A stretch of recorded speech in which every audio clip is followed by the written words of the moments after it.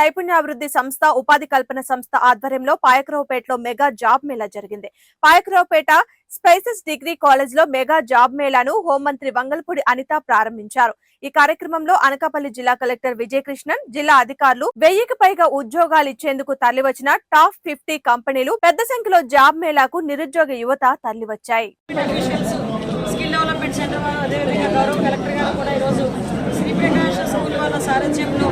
వాళ్ళ తాలూకా పోస్టింగ్లో ఈరోజు మంచి మెగా జాబ్ మేళా ఈరోజు కండక్ట్ చేయడం జరిగింది. దగ్గర 4000 మందికి పైగా ఈరోజు యువకులందరూ కూడా ఇక్కడ హాజరవడం జరిగింది.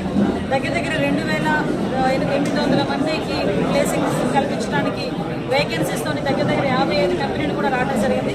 నిజంగా దీని ఒక సుపరిణామం కింద భావించాలి. ఎందుకంటే ఇక్కడ చాలా మంది రూరల్ ఏరియాస్లో ఉన్న వాళ్ళు చదువుకొని ఉద్యోగాలు లేక చిన్న ఉద్యోగాలకు, కూలి పనులకు వెళ్ళిపోయే పరిస్థితి నుంచి ఈరోజు వాళ్ళ చదువుకు తగ్గ గౌరవం లభిస్తుందని ఒక మంచి ఉద్దేశంతో ఈరోజు గవర్నమెంట్ తీసుకుని ఇనిషియేషన్కి చాలా మంది ఇక్కడికి వచ్చి చాలా ఆశతో ఇక్కడికి వచ్చున్నారు. వీళ్ళ ఆశలన్నిటికీ కూడా కంపల్సరీగా నెరవేరాలని మనస్ఫూర్తిగా కోరుకుంటున్నాను. అదేవిధంగా మీ అందరికీ తెలుసు, పాయకరావుపేట నియోజకవర్గం త్వరలోని రాబోయే కాలంలో ఒక ఇండస్ట్రియల్ హబ్గా మారిపోతుంది. దానికి గౌరవ సీఎం గారు కూడా ప్రత్యేకంగా దృష్టి పెట్టి వల్కట్రాక్ పార్క్ మీ అందరికీ తెలుసు, సుమారుగా 2014 నుంచి 19 టైంలో నేను ఎమ్మెల్యేగా ఉండేటప్పుడు సుమారుగా 4500 ఎకరాలు ఏపీఎస్సీ నుంచి ఎక్వైర్ చేశాము. లాస్ట్ 5 ఇయర్స్లో కూడా ఒక్క కంపెనీ కూడా తీసుకొచ్చిన పాపాన పోలేదు. కనీసం ఒక కంపెనీ అటువైపు ఒక రోల్ చేసి కూడా పాపాన పోలేదు.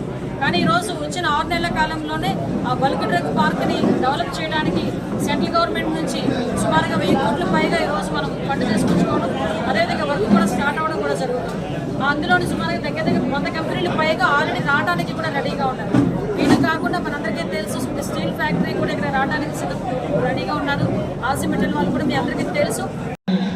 మనం చిన్నప్పుడు చదువుకునే ఉంటాం, నేటి బాలలే రేపటి పౌరులు. ఆ కాన్సెప్ట్ నుంచి ఈరోజు ఎక్కడికి వచ్చిందంటే నేటి యువతే రేపు భవిష్యత్తు అని చెప్పి, దేశ భవిష్యత్తు అని చెప్పి వచ్చింది. చాలా మంది పరిస్థితి ఎలా ఉంటుందంటే, ఇళ్లలోని కష్టపడి కూలి పని చేసుకునేవాడైనా, రిక్షా తొక్కుకునేవాడైనా తన కొడుకు కలెక్టర్ అవ్వాలని, తన కొడుకు మంచి పోలీస్ ఆఫీసర్ అవ్వాలని, తన కొడుకు మంచి ఉద్యోగంలో సెటిల్ అవ్వాలని, తన ఆడబిడ్డని కూడా తను ఉద్యోగం చేసినా చేయకపోయినా ఒక ఉద్యోగస్తుడికి ఇచ్చి పెళ్లి చేయాలని ప్రతి తల్లిదండ్రులు కూడా ఆశపడతారు. ఆ ఆశకు అనుగుణంగా ప్రతి తల్లిదండ్రులు కూడా ఒక పూట తిని ఒక పూట తినక వాళ్ళ స్థాయికి మించి కూడా ఈ రోజుల్లోని కాన్వెంట్లో చదివించి పెద్ద పెద్ద కాలేజీల్లో ఫీజులు కట్టి వాళ్ళందరినీ కూడా చదివించుకునే బాధ్యత తీసుకుంటారు. తీరా చదువుకుని బయటకు వచ్చి సర్టిఫికేట్ చేతులు పట్టుకుని ఎంతో గర్వంగా బయటకు వచ్చిన యువతకి ఈ రాష్ట్రంలో కానీ ఈ దేశంలో కానీ మనం కనుక ఉద్యోగ అవకాశాలు కల్పించకపోతే మనం ఆ పరిస్థితులు ఎలా ఉంటాయన్న సంగతి చాలా మందికి మనకు తెలిసే పరిస్థితి ఉంది. ఎందుకంటే ఉద్యోగాలు లేక అల్లాడిపోతున్న వాళ్ళు, ఆ ఉద్యోగాలు లేక వస్తుందో రాదో తెలియక చాలా మంది ఇబ్బందులు పడి కొన్ని కంపెనీస్ చుట్టూ తిరగలేక చాలా మందిని చూశాను నేను. బీటెక్లు, ఎంటెక్లు చేసుకునే వాళ్ళు కూడా చిన్న ఉద్యోగాలకి, అటెండర్ ఉద్యోగాలకి కూడా వెళ్ళే సందర్భాలు చాలా మట్టుకు కనిపించినాయి. అటువంటి సిచ్యువేషన్ నుంచి బయటపడాలి అనే ఉద్దేశంతోనే నేను లాస్ట్ ఎలక్షన్స్లో వెళ్ళేటప్పుడు కూడా మా నాయకులందరికీ కూడా ఒక మాట ఇచ్చాను. ప్రతి గ్రామంలోనే కూడా నేను మాట ఇచ్చి వచ్చాను. ఎట్టి పరిస్థితుల్లోని కూడా పాయకరావుపేట నియోజకవర్గంలో ఉన్న యువత అందరికీ కూడా సుమారుగా ఎక్కువ ఉద్యోగ అవకాశాలు కల్పించాలి.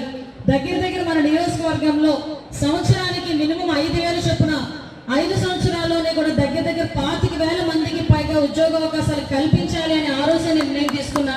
దానికి తగ్గట్టుగానే మీ అందరూ